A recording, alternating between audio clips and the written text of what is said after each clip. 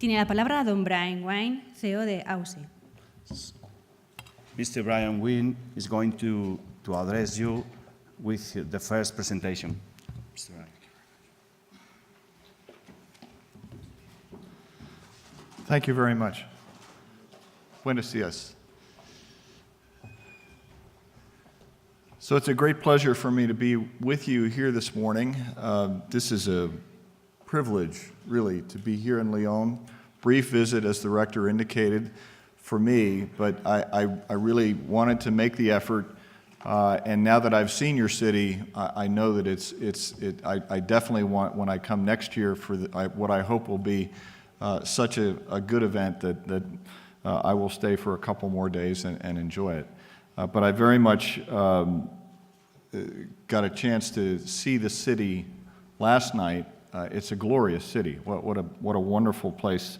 And I want to thank the members of auvsispain, Spain, and I particularly want to thank Angel Alonso and his vice president, Efran Alonso, for the extraordinary hospitality that they've extended to me and the very, very good work that they've done to bring AUVSI here to Spain. During the past year, the chapter's members have been very busy promoting autonomous technology in Lyon and across Spain and organizing this conference, Diálogo. And I think it's very, very appropriate that we're meeting here in the engineering department at the university. And I understand this isn't the only building, but clearly the students that are here, we're building foundations for you, but I think that a lot of the innovation that's going on is indeed coming from the university. So I'm very, very excited to be here in this particular location. As President and CEO of AUVSI, I have the privilege of witnessing today's cutting-edge technology firsthand, particularly in the field of unmanned aircraft systems, and I'm going to talk about the multiple domain aspects of unmanned systems as well. But as your rector indicated, unmanned aircraft systems, our drones, seem to be getting the most amount of attention right now.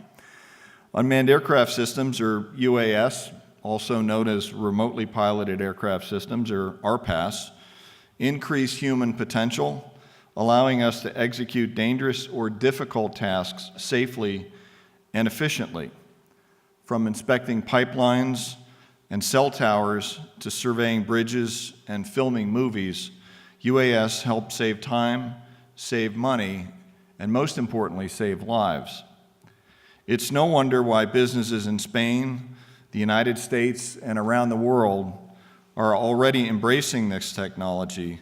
And particularly for all of us here in Spain, agriculture is extremely important to your economy, and agriculture is where we predict UAS in particular will bring value very, very quickly. I'm going to talk a little bit about what's going on in the U.S.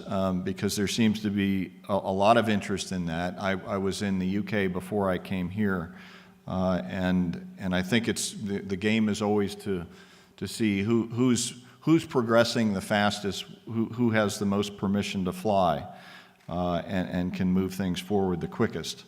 In the last year, the Federal Aviation Administration, our Civil Aviation Administration, implemented the Small UAS Rule, also known as Part 107, for UAS weighing less than 55 pounds, which is about 25 kilograms. The rule was the result of years of collaboration between industry and government to establish a flexible, risk-based approach to regulating UAS. This new framework helps reduce many barriers to commercial and civil UAS operations and allows innovators to harness the tremendous potential of UAS technology and its many economic and societal benefits. With Part 107, anyone who follows the rules can fly, whether for commercial, civil, or other purposes. Generally speaking, in the U.S., operators need to fly under 400 feet, or about 122 meters, within visual line of sight, and only during daytime hours. But one of the good things that the FAA put into Part 107 was they allowed for flexibility, allowing many of these provisions to be waived with permission from the FAA. And we're now in the process of standing up that waiver process as we speak. Spain's AISA has developed a three-tiered approach for regulating commercial UAS weighing less than 150 kilograms. For UAS that weigh from 25 kilograms to 150 kilograms, operators must have an airworthiness certificate, as I understand. 2 kilograms to 25 kilograms, all UAS flights must be within visual line of sight and under the 122-meter ceiling. For UAS weighing less than 2 kilograms, pilots can fly 500 meters but must stay under 122 meters vertical. AISA doesn't require aircraft or operators to be registered in Spain, whereas we've recently gone to a registration system in the US. As a recognized observer of the International Civil Aviation Organization's RPAS panel, ICAO's RPAS panel, and a member of the Joint Authorities for Rulemaking on Unmanned Systems of the National Aviation Authorities, also known as JARUS, AUVSI is contributing to the development of UAS regulations here in Europe as well. The European Commission is considering the development of rules for UAS that would apply across all of the member countries. A single set of rules would help us bring continuity for operating UAS anywhere on the continent and help ensure airspace safety instead of a patchwork of laws that would be difficult for companies involved in cross-border operations to track and follow. And this is a common theme that we have in the US as well.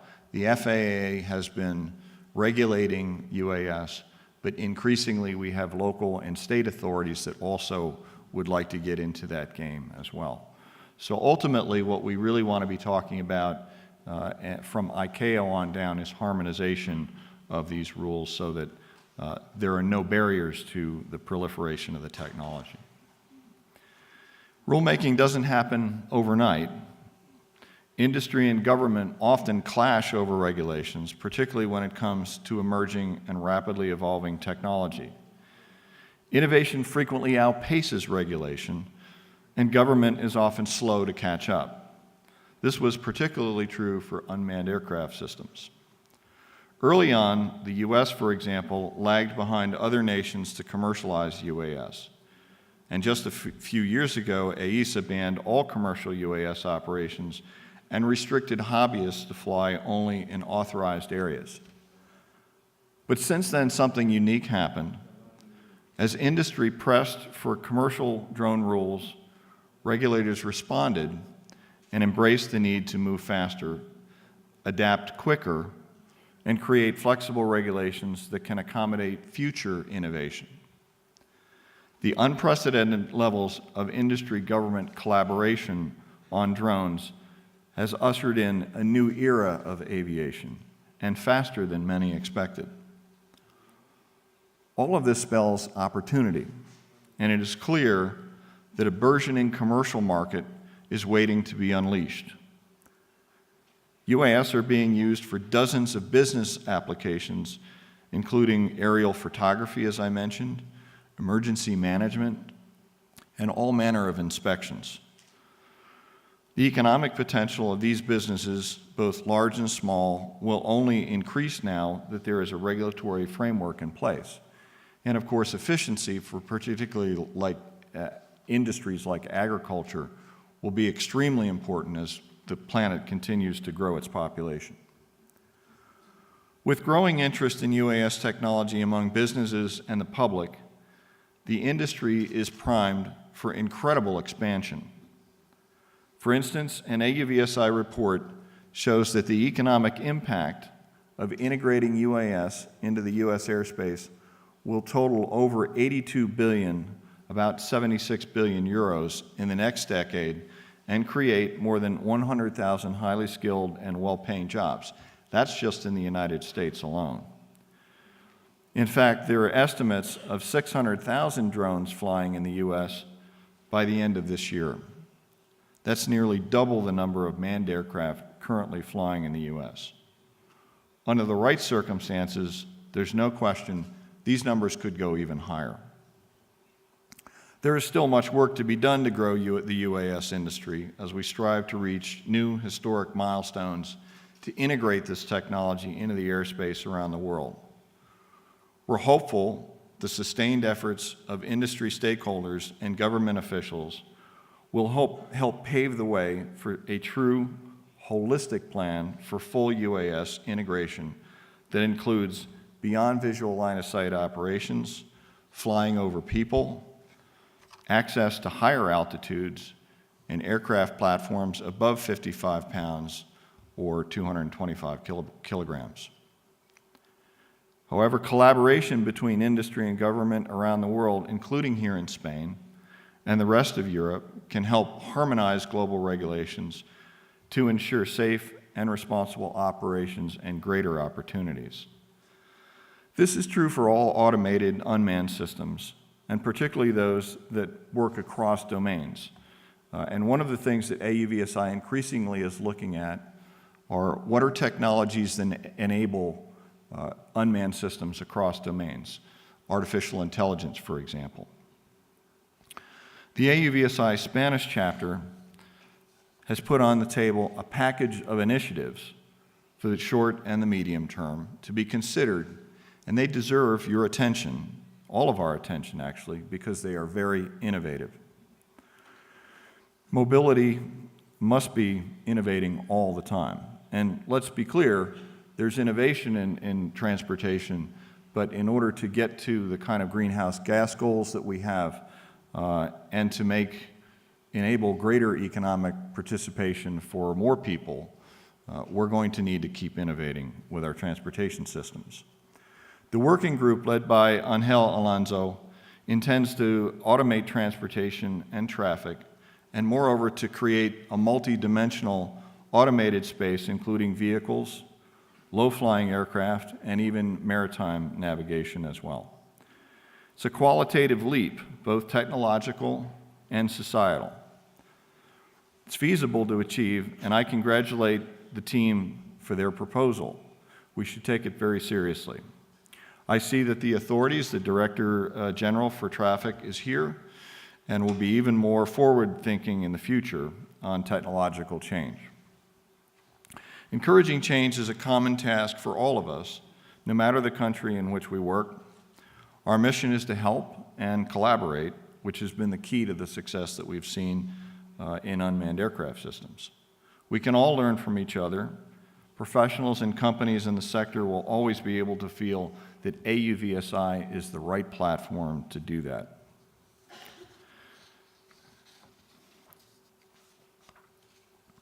Finally, I want to personally extend an invitation to each of you to attend AUVSI's Exponential event.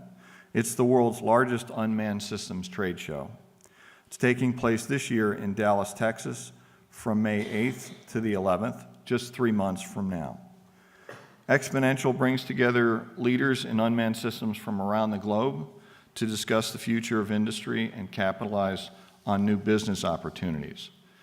At this year's Exponential, we are expecting more than 7,000 people and more than 650 exhibitors, including a sprawling conference hall that spreads across more than 365,000 square feet, 34,000 square meters. In addition, there will be a Spain pavilion showcasing innovative Spanish UAS companies and equipment manufacturers. The pavilion is organized by E6, which promotes Spanish trade and investment. The pavilion was so successful at last year's Exponential that they're actually occupying an even larger space at this year's show. According to the old saying, as we like to say, everything is bigger in Texas, and this year's Exponential will be our biggest yet. I hope you will be able to join us. Unmanned systems can benefit businesses around the globe, as I've said, and I cannot wait to see how far and how high that we can go with that. I thank you very much for the invitation to address this group, and I hope that you have a very, very good conference, and I look forward to coming back to León in the future. Thank you. Gracias.